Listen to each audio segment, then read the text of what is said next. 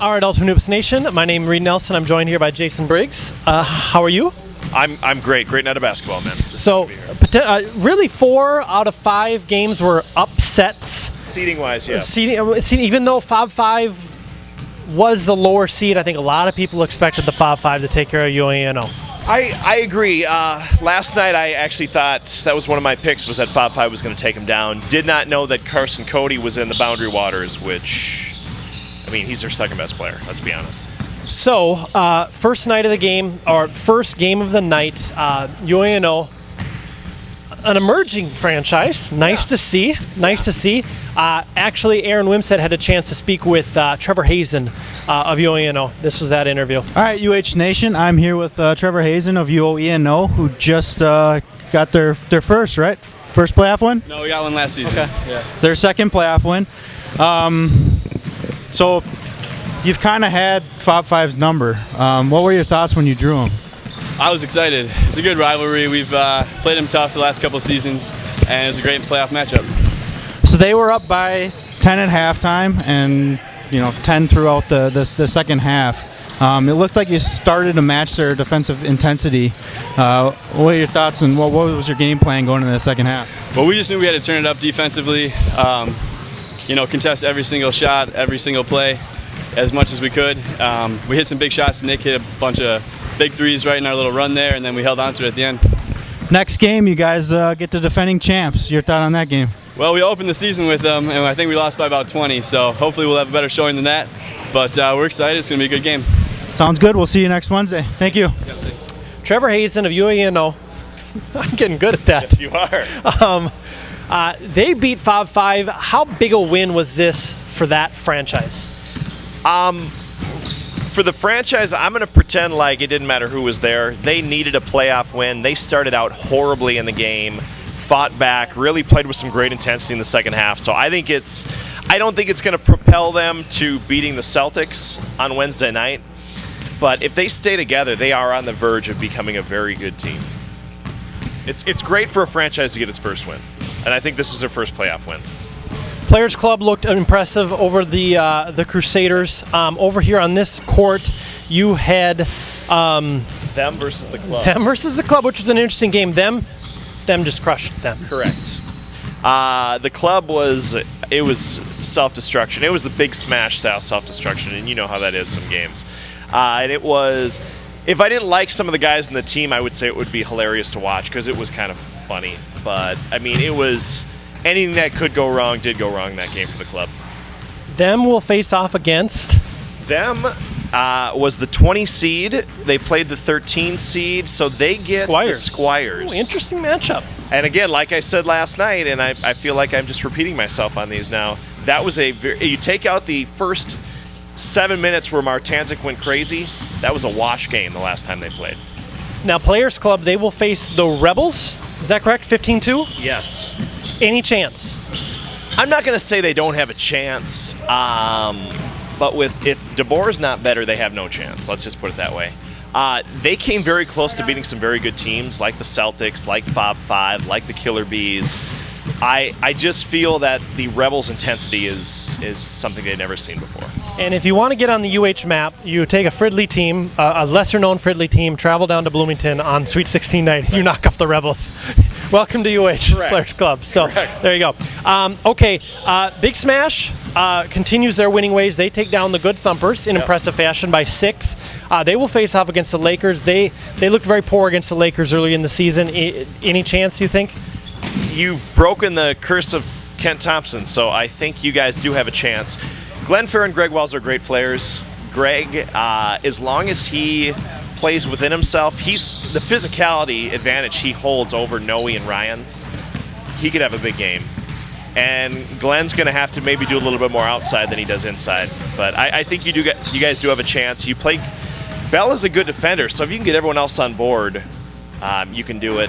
But, I mean, who's going to stop Ratty is really... If Ratty plays in the post, you guys could be in trouble. But I honestly think if you guys don't freak out, it'll be a very close game.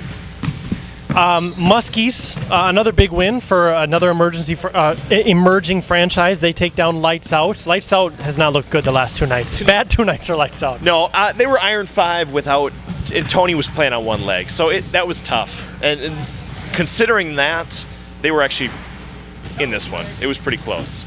I believe this is the Muskies' first win in franchise history. In the playoffs. In the playoffs, yes.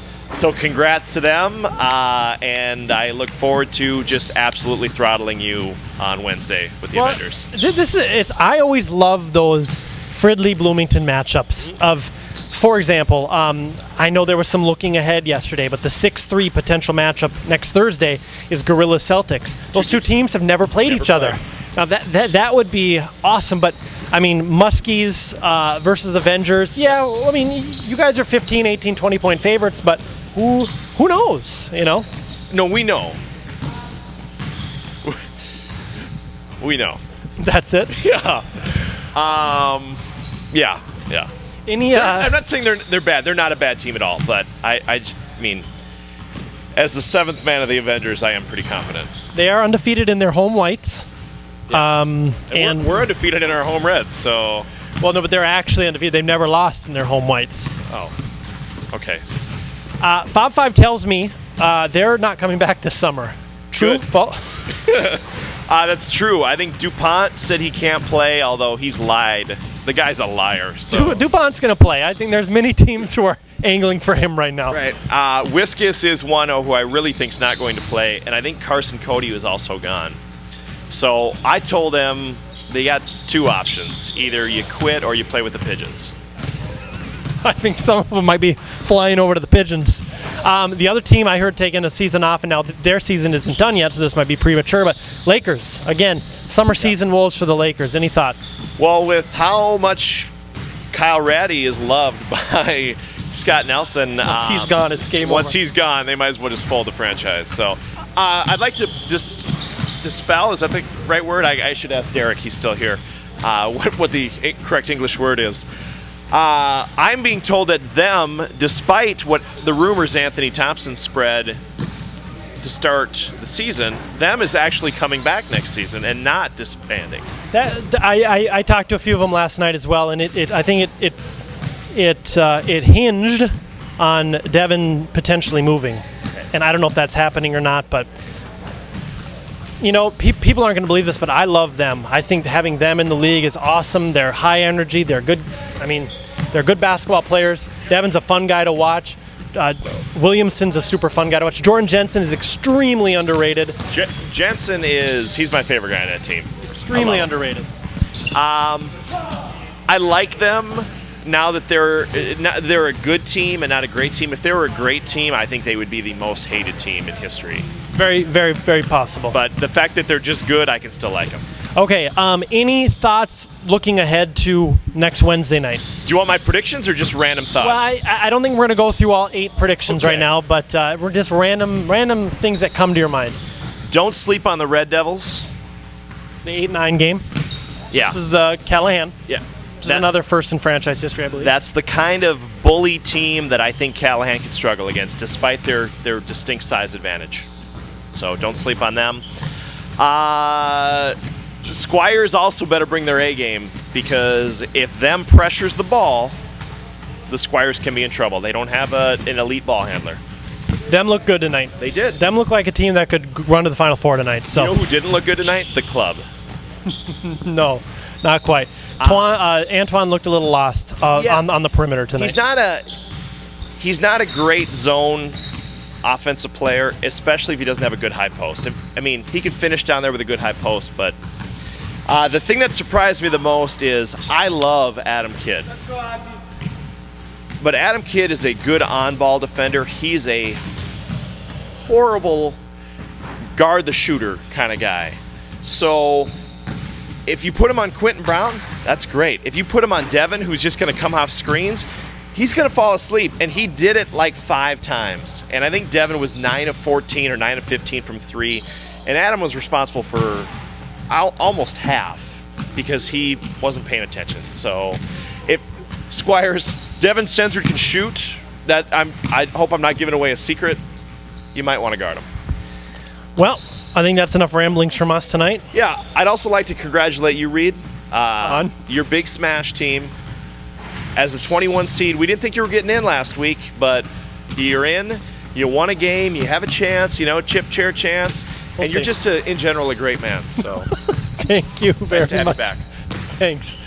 See you next Wednesday.